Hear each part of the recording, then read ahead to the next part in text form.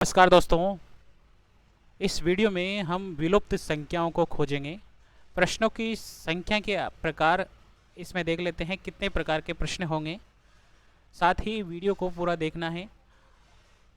Junior accountant vacancy, RS vacancy और साथ ही SSC की वैकेंसी, बैंक की वैकेंसी की तैयारी कर रहे हैं तो ये वीडियो आपके लिए ही है, बिल्कुल आपके लिए ही है।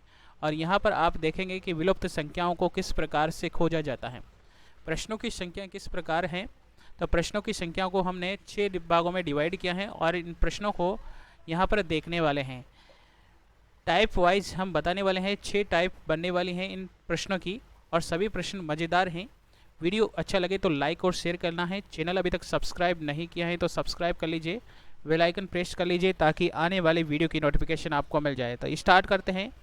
यहाँ पर प्रश्नों की प्रकार की बात कर लेते हैं तो कितने प्रकार के प्रश्न हल करने वाले हैं। पहला है क्रमागत संख्या क्रम, दूसरा है विशिष्ट स्थान स्थिति, तीसरा है आमने सामने में भाग अनुसार, चौथा है मैट्रिक आरेख, पांचवा है विविध प्रश्न करने वाले हैं और छठा है लुप्त अक्षर खोजना। लुप्त अक्षर खोजना, ये 6 प्रकार के टाइप हम इस वीडियो के माध्यम से देखने वाले हैं। सभी प्रश्न बहुत ही इंपॉर्टेंट हैं, ठीक है। मोस्ट इंपॉर्टेंट क्वेश्चन बनने वाला रहता है। यहाँ से पक्के 2 से 3 क्वेश्चन बनने के हमेशा प्रश्न में, चाहे वो किसी भी वैकेंसी की तैयारी कर रहे हो, आप बैंक की तैयारी कर रहे हो, आरएस की तैयारी कर रहे हो, राजस्थान पुलिस की तैयारी कर रहे हो, जीडी की तैयारी कर रहे हो, एसएससी की तैयारी कर रही हो, यहाँ से क्वेश्चन 101% क्वेश्चन आता है। तो स्टार्ट करते हैं पहले टाइप से और पहला टाइप है क्रमागत संख्या क्रम, ठीक है। इस प्रकार से हम क्वेश्चन के माध्यम से देखते हैं। क्रमागत संख्या क्रम में आपको क्या है, एक क्वेश्चन दे रखा है। यहाँ पर पहला क्वेश्चन देखेंगे, यहाँ पर जो है ये क्वेश्चन वर्ड है, ठीक है, क्वेश्चन वाचक चिन्ह है और इसको अपन को निकालना है, ठीक है। यहाँ पर है 2 और ये 4 है, ठीक है, ये 8 है, ये 16 है, 32, 64 और 128। अब ये किस प्रकार से आए हैं और उसी के आधार पर यहाँ पर आंसर निकल के सामने आने वाला है। तो यहाँ पर क्वेश्चन का जो आंसर क्या होगा इसको देखने वाले हैं, ठीक है। सबसे पहले यहाँ पर देखिए स्टार्टिंग में 2 हैं, अब 2 से 4 बने हैं, क्रमागत चलना है। 2 से 4 कैसे बने, 2 से गुणा कर दिया है, ठीक है। अब 4 को हमने 2 से गुणा करेंगे तो 8 आ जाएगा, ठीक है। उसी प्रकार 8 को अगर 2 से गुणा करना है तो 16 आ जाएगा और 16 को 2 से गुणा करेंगे तो यहाँ पर 32 आ जाएगा और 32 को 2 से गुणा करेंगे तो 64 आ जाएंगे और 64 को 2 से गुणा करेंगे, 64 को 2 से गुणा करेंगे तो यहाँ पर 128 आ जाएगा और 128 को हम 2 से इंटू कर लेते हैं, गुणा कर लेते हैं तो यहाँ पर जो आंसर आ जाएगा 256, यहाँ पर 256 आंसर आ जाएगा, जो कि ऑप्शन नंबर 1 में बिल्कुल राइट है, ठीक है। तो इस क्वेश्चन का जो पहला क्वेश्चन का आंसर है 256। इसी प्रकार से दूसरा क्वेश्चन यहाँ पर दे रखा है और दूसरे क्वेश्चन में ऑप्शन है आपके सामने है 93, 53, 143, 243, इस प्रकार से ऑप्शन है और क्वेश्चन आपके सामने दे रखा है। इस क्वेश्चन में ये क्वेश्चन मार्क है, ठीक है, क्वेश्चन मार्क निकालना है। अब 1 को 3 से गुणा किया तो 3 आ गया है, इनको आपस में मल्टीप्लाई करा है, ठीक है, और 3 को मल्टीप्लाई किया है तो नेक्स्ट वैल्यू आ जाएगी। नेक्स्ट वैल्यू इस प्रकार से आ रही है, ठीक है, इनको इंटू करा है आपस में। 1 को 3 से इंटू किया तो 3 आ गए हैं, अब 3 को 3 से इंटू किया तो 9 आ गए हैं।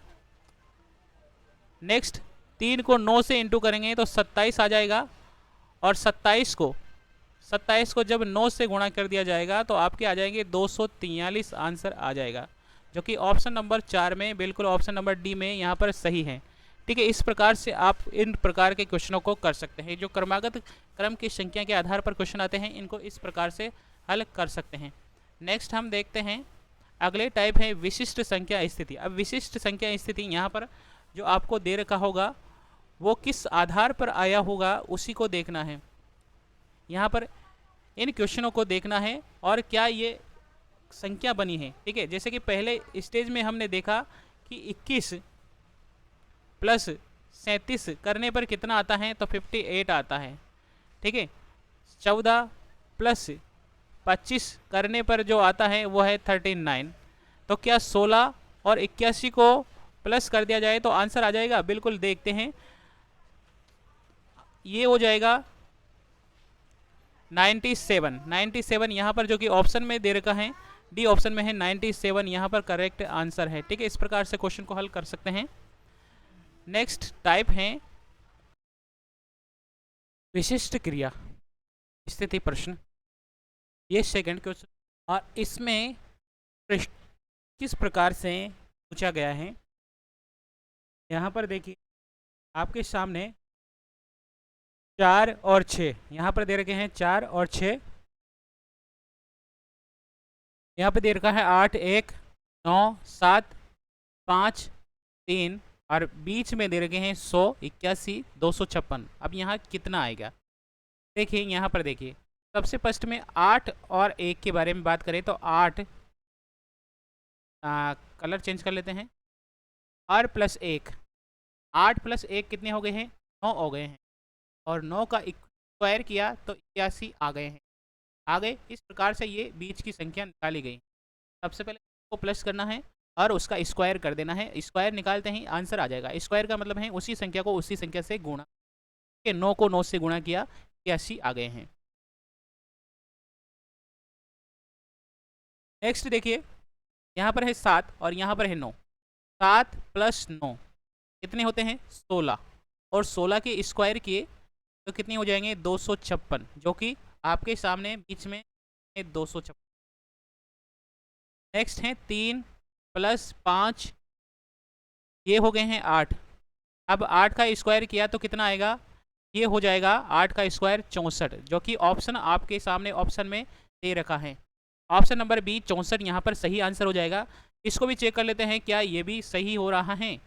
4 और 6 दोनों को जोड़ा तो ये हो जाएगा 10, 10 का स्क्वायर किया 100, जो कि आपके यहाँ पर दे रखा है 100। ठीक है, तो इस प्रकार से इस क्वेश्चन को हल करेंगे। विशिष्ट क्रिया प्रश्न ये है, सेकेंड टाइप था। नेक्स्ट हम बात करें अगले क्वेश्चन की, और अगला क्वेश्चन है लुप्त संख्या। टाइप नंबर 3 है आमने सामने के भाग। अब आमने सामने के भाग किस प्रकार से हैं, क्वेश्चन के माध्यम से समझते हैं।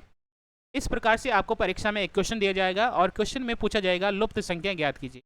अब यहाँ पर ये देखना है, इसी क्वेश्चन को समझना है, और ये 4-5 जो टाइप बता रहे हैं, इन 5 टाइप के अलावा परीक्षा में कोई क्वेश्चन नहीं बनता है।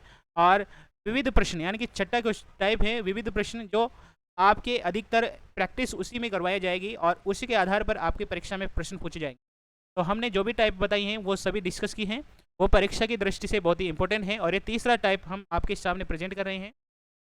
अब इसमें किस प्रकार से प्रश्न पूछे जाते हैं, तो यहाँ पर देखिए आमने सामने टाइप है, ये आमने सामने टाइप है, और ये टाइप भी आपको यूज करके देख लेना है कि क्या आमने सामने की टाइप से कुछ न कुछ हो रहा है।